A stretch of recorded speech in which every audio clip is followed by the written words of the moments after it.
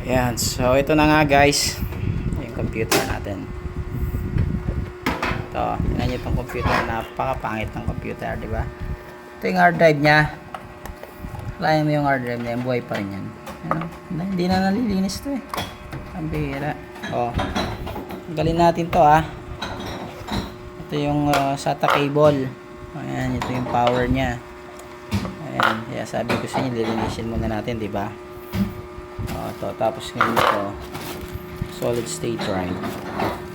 Ito yung ipapalit natin dyan. So, pakasin muna natin to Okay. Ito yung solid state drive. Ayan, tingnan natin. Legit kaya ito? 256 lang yung binili natin. Yan lang kaya ng budget guys. Ang mahal ng SSD.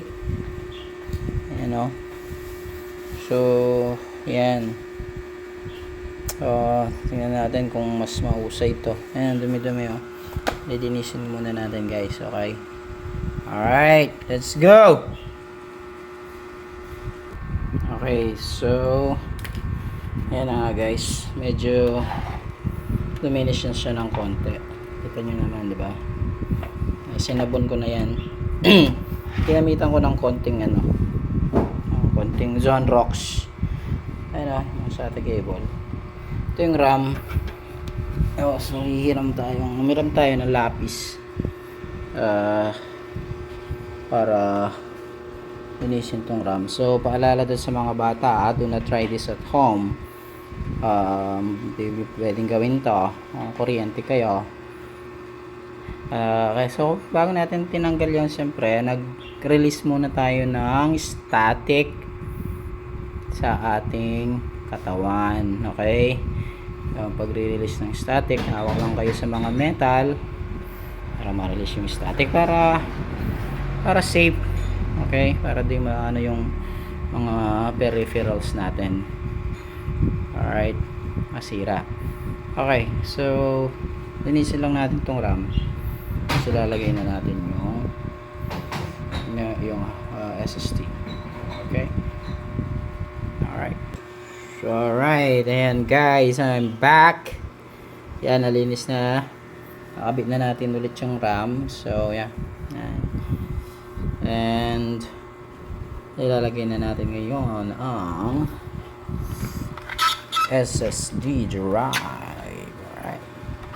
So dito lang natin nagko-connect ito.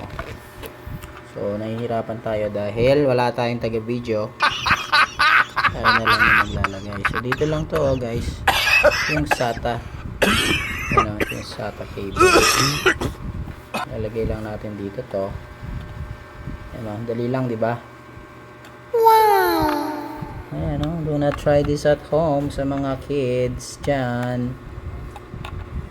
Ito ay for professional lang to guys. Pang professional lang to. Baliktad pala Hindi naman tayo professional, pero nagsasa-professional lang. Ayan May bumibiling yelo guys. Mainit kasi. Yelo yan, yelo. Cobra pala. Ayan. So, ito yung power. So, this goes here. Ayan. So, ganito siya guys. Okay. Ayan Mayroon namang yan pattern. Ayan. Alright.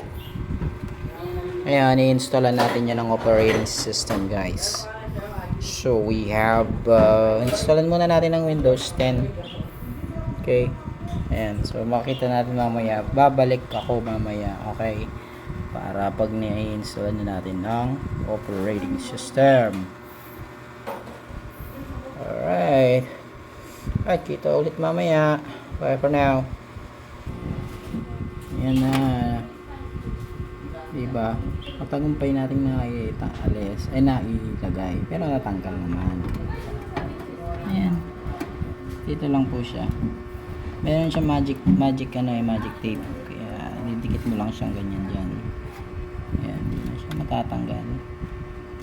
Wala kasi siyang screw guys. Hindi siya, yung screw natin malaki. Hindi siya Pwede dito. Ayan. Alright. Tatanggal pa rin. Screw na lang natin siya. Wala tayong choice. Alright. Ayan na siya, guys. Mag-i-install na tayo ng operating system. Tingnan natin kung gagana nga. Ayan, okay. Actually, hindi pa siya. Hindi ko pa siya kinakabit. Binilabas ko ulit yan. Alright. Okay, so kailangan lang natin piliin ang tamang sagot dito. No, tama yan, United States. Okay, so yan, next tayo dito. Install now. Ayan. Kailan lang kadali, guys, diba? Madali lang.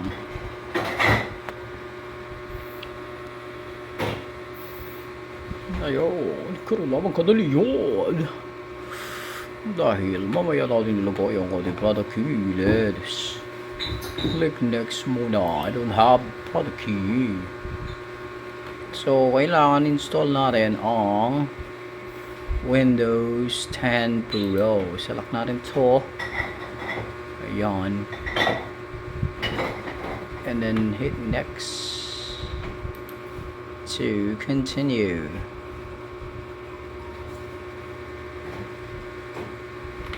I accept the license and terms.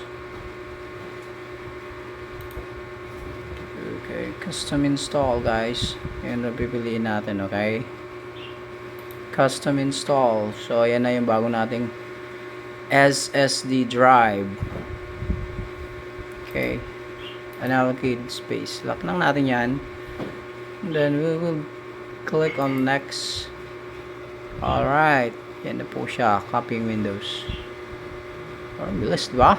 Ha? Diba? Getting files ready for installation.